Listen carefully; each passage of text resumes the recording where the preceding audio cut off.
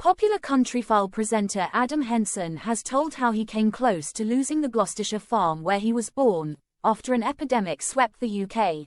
Farming can be a precarious business at best, and Countryfile's Adam Henson clearly recalls the moment he and wife Charlie thought they'd lost everything.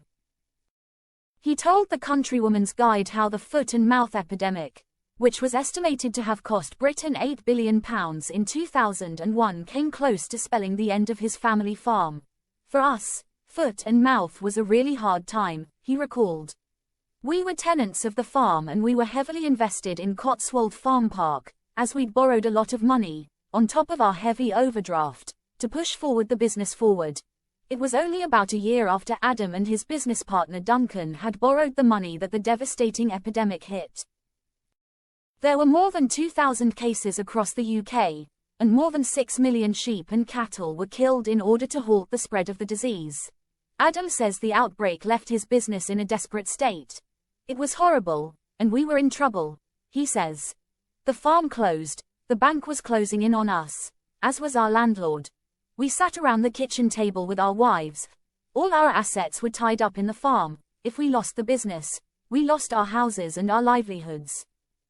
The two saving graces were a small insurance policy that the partners had put in place and, by an incredible stroke of good luck, the offer of a job on Countryfile. Adam's family has two strong traditions: farming, which was his dad's life, and show business. In Countryfile he seems to have combined the two. The BBC presenter's grandfather was the actor Leslie Henson, who is remembered for founding ENSA during the Second World War. And his uncle Nicky Henson had a long career in film and TV, appearing in everything from EastEnders to Fawlty Towers. Adam's dad Joe has a unique legacy in the world of agriculture. He was a staunch advocate for preserving rare breed livestock, and from that stemmed his idea to open Cotswold Farm Park to visitors in 1971. Without his tireless work, we would probably have lost Gloucester cattle, which gives the milk that produces double Gloucester cheese, and the Gloucester Old Spot Pig.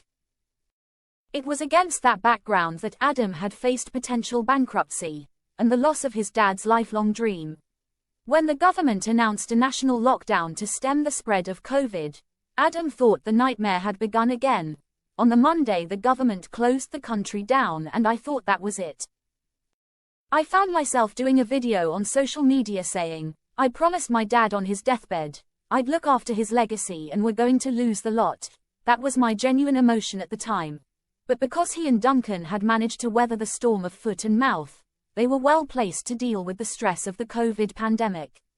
They took advantage of the furlough scheme, and initiatives such as the controversial Eat Out to help out, and the farm is once again thriving.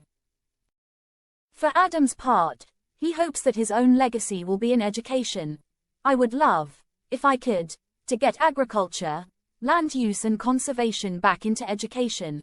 One of my soapboxes is that we learn about history and religion, but we don't learn about land use and where our food comes from.